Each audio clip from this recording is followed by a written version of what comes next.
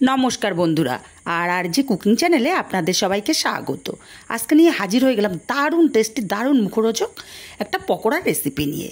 তো চলুন শুরু করা যাক। আমি একটা পাত্রের মধ্যে এক বাটি চাল নিয়ে নিলাম। যেই চাল আমরা রেগুলার ভাত খাই সেই চালটাই আমি এখানে ব্যবহার করছি। এখানে কিছুটা জল দিয়ে দিলাম। এখন চালটাকে কষলে 4 থেকে 5 বার জল পাল্টে পাল্টে চালটাকে ধুয়ে নিতে হবে। বন্ধুরা, এই রেসিপিটা যদি একটা মুখে দেন তো খেতেই থাকবেন আর খেতেই থাকবেন, এতটাই টেস্ট হয়, একবারও কিন্তু মুখ ফিরবে না।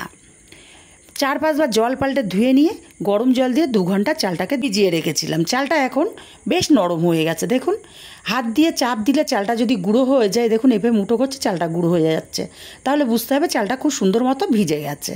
আপনারা চাইলে চালটা 8 থেকে 10 ঘন্টাও ঠান্ডা জলে ভিজিয়ে রাখতে পারেন। এখন চালগুলোকে মিক্সচার জারের মধ্যে জল ছেঁকে দিয়ে দেব।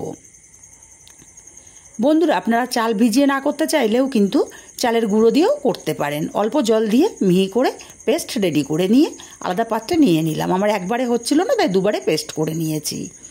চালের ঘনত্বটা দেখিয়ে দিচ্ছি, ঠিক এইরকম ঘনত্বের ব্যাটার আমাদের রেডি করে নিতে হবে। এখন ওই একই চাল বাটা মিক্সচার জারের মধ্যে একটা মিডিয়াম সাইজের সেদ্ধ আলু ছোট ছোট টুকরো করে কেটে নিয়েছি, সেটা দিয়ে দিলাম। আর অল্প পরিমাণে জল দিয়ে সেদ্ধ আলুটাকে মিহি করে বেটে নেব বা পেস্ট তৈরি করে নেব। এখন আলুর পেস্টটাকেও চালের পেস্টের মধ্যে দিয়ে দেব। বন্ধুরা, রেসিপিটা ভালো লাগলে একটা লাইক দিতে কিন্তু ভুলবেন না। এখন এই চাল বাটা আর আলু বাটাটা হাত দিয়ে খুব ভালো করে মিশিয়ে এইভাবে এক সাইডে ঘুরিয়ে ঘুরিয়ে 4 থেকে 5 মিনিট সময় নিয়ে ফেটিয়ে নেব। দেখুন, ফেটাতে ফেটাতে চালের ব্যাটারটা অনেকটাই ফুলে উঠেছে। এখন দেখুন ছোট বড়ার আকারে চলে আসছে। এখন এখানে দিয়ে দেব 1/2 চামচ গোটা জিরে, দিয়ে দেব কাঁচা লঙ্কা কুচি, ঝালটা যে যার স্বাদ অনুযায়ী দেবেন। আমি 5টা কাঁচা লঙ্কা কুচিয়ে দিয়েছি।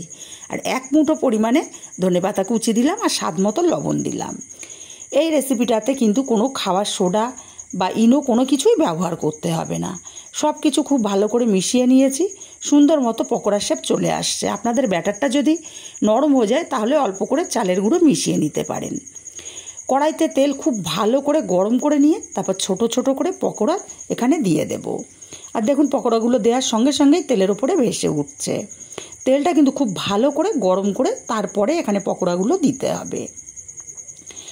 একইভাবে আমি বেশ কিছুটা পকোড়া কড়ার মধ্যে দিয়ে দিচ্ছি। আর পকোড়াগুলোকে ভাজতে হবে লো টু মিডিয়াম আঁচে, তাহলে পকোড়াগুলো দারুণ মুচমুচে হবে। তবে তেলটা প্রথমে খুব ভালো করে গরম করে নিতে হবে, আবারও বললাম।